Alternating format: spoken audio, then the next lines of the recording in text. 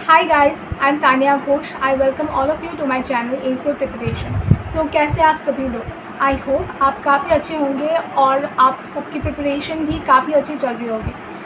आज का जो ये वीडियो है ये मेनली है कि हमें क्वांट सेक्शन में कैसे अच्छा स्कोर करना चाहिए, कैसे हमें अपना स्कोर मतलब 25 से लेके 30 प्लस तक हम ले जा सकते हैं अपने स्कोर को। ये वीडियो पूरा का पूरा उसी पे बेसिस है।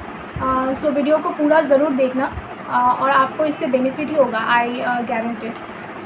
अगर मैं बात करूँ तो क्वांट सेक्शन में हमें 20 मिनट्स का टाइम मिलता है और टोटल मार्क्स जितना होता है वो 35 होते हैं। उसमें से 10 मार्क्स एरिथमेटिक आना मतलब कंपलसरी है। 10 to 12 मार्क्स एरिथमेटिक का सेक्शन हमें हमेशा देखने को मिलता है और बाकी का जो पोर्शन है वो 5 to 10 मार्क्स DI का होता है और बाकी के 10 to 15 मार्क्स हमें simplification, quadratic equation, missing series या फिर रॉन्ग सीरीज़ देखने को मिलता है। तो एक एक सेक्शन के बारे में मैं अभी बात करूंगी कि आपको कैसे प्रिपेयर करना चाहिए ताकि आपका मार्क्स जो है क्वांट में 35 में से 30 प्लस ईज़िली स्कोर आप कर सकें।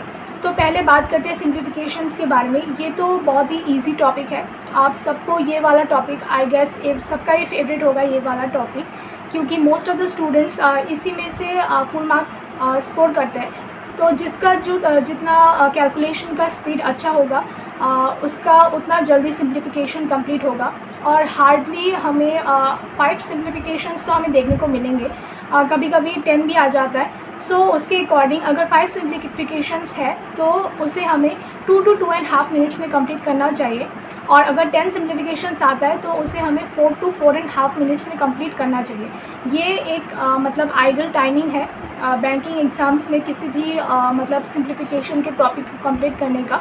तो मैंने हमेशा यही टाइमिंग फॉलो किया है। मैं आप सबसे भी कहूँगी कि आप सब भी यही टाइमिंग फॉलो करें तो आपको मतलब फ़ायदा ही होगा।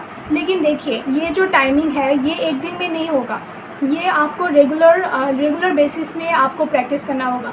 आपको डेली 10 to 15 सिंप्लीफिकेशंस करने होंगे विद टाइमर, ताकि आपको पता चले कि आप इतने सिंप्लीफिकेशंस जो कर रहे हैं वो कितने टाइम के अंदर आप ख़त्म कर सकते हैं। देखिए सिंप्लीफिकेशंस का टॉपिक बहुत ईजी है, ये हर कोई कर लेगा, लेकिन मैटर कहाँ पर करेगा कि आपने उस सिंप्लीफिकेशन को कितना टाइम दिया है, कौन किससे ज़्यादा फास्ट कर रहा है, वही मैटर करेगा।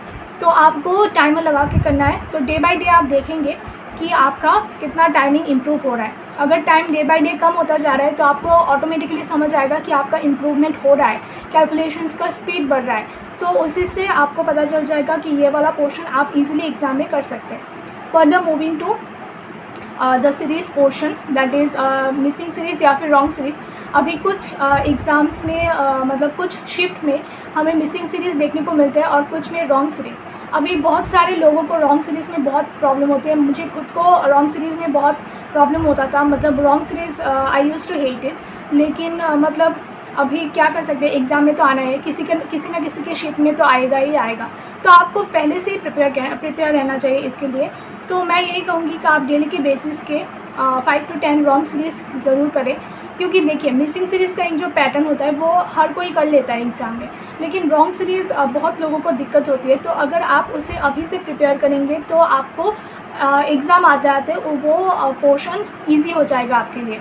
तो डेली के आप simplifications 10 to 15 simplifications with timer कीजिए।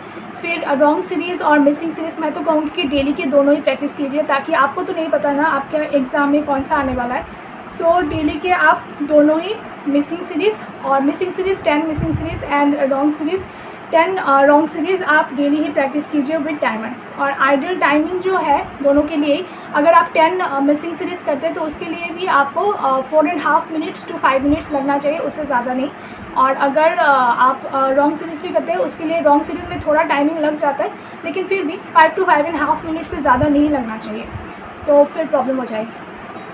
उसके बाद फर्दर मूव करते हैं क्वाड्रेटिक सेक्शन में। ये भी एक ईजीएस्ट सेक्शन ही है, मतलब क्वाड्रेटिक का जो आता है, अगर आपको प्लस माइनस का कॉन्सेप्ट पता है तो आप बहुत जल्दी कर ले जाओगे, लेकिन अगर आपको नहीं पता तो आपको आपका बेसिक स्ट्रॉन्ग करना होगा। तो उसके लिए मैं कहूँगी कि आप डेली के 10 to 15 क्वाड्रेटिक इक्वेशंस ज़रूर सॉल्व करें। ये भी हमें डेफिनेटली 5 मार्क्स से ज़्यादा देखने को नहीं मिलेगा एग्ज़ाम में, तो वो उसका भी आइडियल टाइमिंग 2.5 मिनट्स ही है। तो आप इसे 2.5 मिनट्स में ही सॉल्व करना चाहिए आपको। तो आप डेली के 5 क्वाड्रेटिक इक्वेशन सॉल्व कर सकते हैं, और अगर आप उससे ज़्यादा भी प्रैक्टिस करना चाहें तो up to 10 you can solve it daily. So with timer कीजिए तो आपको आपका इम्प्रूवमेंट डे बाई डे देखने को मिलेगा। उसके बाद मूव करते हैं DI सेक्शन में। अभी देखिए DI का जो सेक्शन है वो प्रीलिम्स में एक्चुअली बहुत ईजी आता है। कुछ शिफ्ट में ऐसा होता है कि हमें केसलेट देखने को भी मिलता है। उन शिफ्ट का एक्चुअली बाद में जाके नॉर्मलाइजेशन हो जाता है, क्योंकि मैक्सिमम केस में क्या होता है प्रीलिम्स में बार ग्राफ, लाइन ग्राफ, फिर टेबुलर, पाई चार्ट, ये सभी आते हैं। केसलेट बहुत कम आता है। तो अभी लेकिन आपको अकॉर्डिंगली पूरे का पूरा अकॉर्डिंगली आपको प्रिपेयर रहना है। तो आप अभी से अगर डेली के 2 DI करेंगे और एक DI करने का आइडल टाइम 3 to 4 मिनट्स है, so you can prepare accordingly with that. So daily के आप 2 DIs भी करेंगे प्रीलिम्स लेवल के, तो आपको एग्ज़ाम आते आते डेफिनेटली बहुत फ़ायदा दिखेगा। तो अभी इन सारे सेक्शंस को मिला के हमारा 25 मार्क्स यही तक कंप्लीट होता है।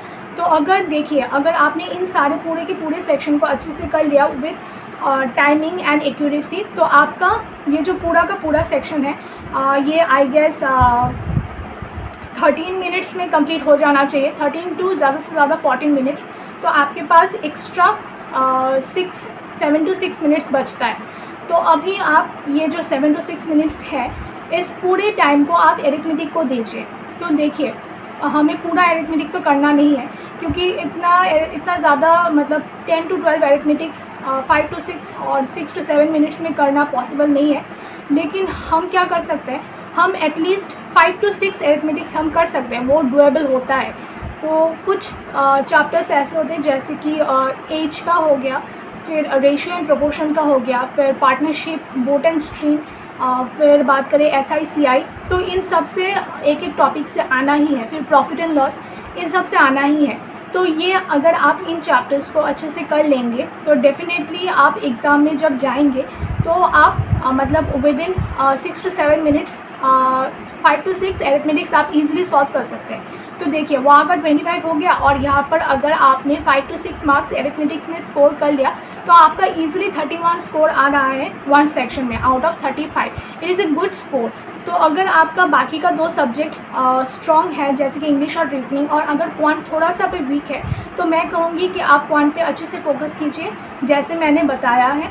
तो आपको ईजिली 30 to 31 ईजिली आप स्कोर कर सकते हैं, क्योंकि मेरा भी क्वांट इतना अच्छा नहीं था, तो मैंने भी जब ऐसे किया तो मुझे भी इम्प्रूवमेंट देखने को मिला। और लास्ट जब मैंने SBI का एग्ज़ाम दिया था मतलब प्रीलिम्स का, तब आई एम गेसिंग बिकॉज मैंने 30 एबव भी मतलब उसका तो हमें ओवरऑल मार्क्स देखने को मिलता है, सेक्शनल देखने को नहीं मिलता।